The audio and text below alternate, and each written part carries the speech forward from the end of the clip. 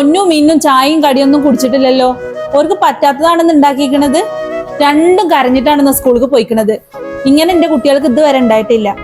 എത്തുണ്ടാക്കണു സുബൈദനെ ഇപ്പഴാ നീച്ചു വന്നത്. ഓള് വന്നാണ്ട് ഒരു പുട്ടെത്തോ ഉണ്ടാക്കിക്കണു. അത് കുട്ടിയാക്കിട്ട് പറ്റിയിട്ടുമില്ല. ഇനിയിപ്പോ റെയിം എന്നാലും കാട്ടണാവോ. ചോറും ഉണ്ടാക്കിയിട്ടില്ല, കൂട്ടാനും ഉണ്ടാക്കിയിട്ടില്ല, ഒന്നുമില്ല. കൊറേ കരഞ്ഞുകാണ്ടാണ് എന്റെ കുട്ടികൾ നടക്കണേ. സുബൈദ നോക്കില്ല, സുബൈദ കാട്ടില്ല, എത്തൊക്കെ പറയണ്ട നിങ്ങള്. എനിക്ക് ഇവിടെ താത്താൻ നോക്കാനും കാക്കു നോക്കാനും നിങ്ങളെ നോക്കാനും കുട്ടികളൊക്കെ പറയാൻ എല്ലാം കൂടി എന്നെ കൊണ്ട് കഴിയൂല. ഞാൻ കൂടെ ആന്നാലും പറഞ്ഞാൽ കോമാക്കാണ്ട് ഒരാളെ കൊണ്ടുവരാന്. എത്ര സുബൈദ അജ്ജി പറയരുത്. ഇജ് എടുത്തുന്ന പണി തന്നെ അല്ല ഇപ്പൊ ഇവിടെ ഉള്ളൂ. അല്ലാത്ത ഒരു പണിയൊന്നും ഇല്ലല്ലോ. പിന്നെ പണിക്കാരെ കൊണ്ടുവരാനേ പറഞ്ഞു. കോമൂനെ കൊണ്ട് കൊണ്ടുവരാൻ പറഞ്ഞിട്ടൊന്നുമല്ല. ഇങ്ങോട്ട് എത്തിയിട്ടില്ല.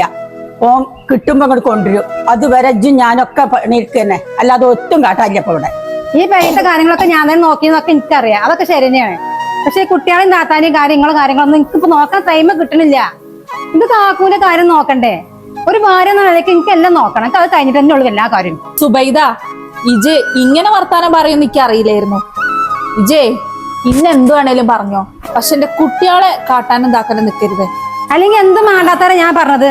ഞാൻ അല്ലേ പറഞ്ഞിട്ടുള്ളൂ. അല്ലെങ്കിൽ കാക്കൂന്റെ കാര്യം എന്തെങ്കിലും ചെയ്ത് കൊടുക്കാൻ പറ്റുന്നുണ്ടോ? എനിക്കറിയാം. അല്ലെങ്കിൽ രണ്ടാം നമ്പറായിട്ട് നിന്നെ കാണുന്നുള്ളൂ എന്നുള്ളത്. എന്ത് രണ്ടാം നമ്പർ പറയുന്നത്? ഇവിടെ ഞാൻ ഈ കുടുംബത്തിൽ വന്നിട്ടേ ഇങ്ങനെ ഒന്നും കാണും കേൾക്കൊന്നും ചെയ്തിട്ടില്ലല്ലോ.